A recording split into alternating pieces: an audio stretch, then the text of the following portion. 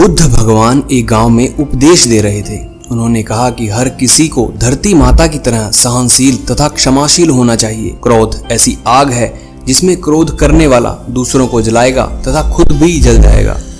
सभा में सभी शांति से बुद्ध की वाणी सुन रहे थे, लेकिन वहां स्वभाव से ही अति क्रोधी एक ऐसा व्यक्ति भी बैठा हुआ था जिसे ये सारी बातें बेतुकी लग रही थी। वह कुछ देर ये सब सुनता रहा, फिर अचानक ही आग बबूला होकर बोलने लगा, तुम पाखंडी हो, बड़ी बड़ी बातें करना यही तुम्हारा काम है। तुम लोगों को भ्रमित कर रहे हो। तुम्हारी ये बातें आज के समय में कोई मायने नहीं रखती। ऐसे कटु वचन सुनकर भी बुद्ध शांत रहे। अपनी बातों से ना तो वह दुखी हुए, ना ही उन्होंने कोई प्रतिक्रिया की। यह देखकर वह व्यक्ति और भी क्रोधित हो गया और उसने बुद्ध के मुंह पर थूक दिया और वहां से चला गया। अगले दिन जब उस व्यक्ति का क्रोध शांत हुआ तो उसे अपने बुरे व्यवहार के कारण पछतावे की आग में जलने लगा और वह उन्हें ढूंढते हुए अगले दिन जब उस व्यक्ति का क्रोध शांत हुआ तो वह अपने बुरे व्यवहार के कारण पछतावे की आग में जलने लगा और वह उन्हें ढूंढते हुए उसी स्थान पर पहुंचा।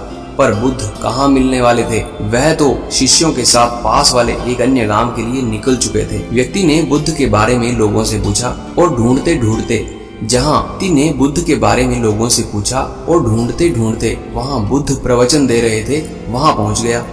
उन्हें देखते ही उनके चरणों में गिर पड़ा और बोला, प्रभु मुझे क्षमा कर दीजिए। बुद्ध ने पूछा, भाई तुम कौन हो?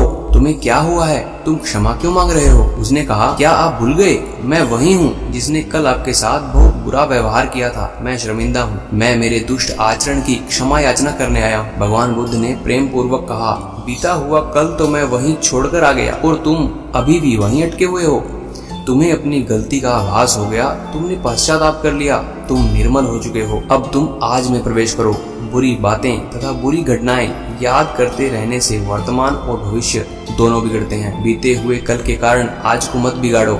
उस व्यक्ति का सारा बोझ उतर गया। उसने भगवान बुद्ध के चरणों में पड़कर क्रोध त्याग का, क्षमाशीलता का संकल्प लिया। बुद्ध ने उसके मस्तिष्क पर आशीष का हाथ रखा। उस दिन से उसमें परिवर्तन आ गया और उसके जीवन में सत्य, प्रेम और करुणा की धारा बहने लगी। दोस्तों, बहुत बार हम भूत में की गई किसी गलती के बारे में सोचकर बार बार दुखी होते हैं और खुद को कोसते हैं। हमें ऐसा कभी नहीं करना चाहिए। गलती का बोध हो जाने पर हमें उसे कभी भी ना दोहराने का संकल्प लेना चाहिए और एक नई ऊर्जा के साथ वर्तमान को सुदृढ़ बनाना चाहिए।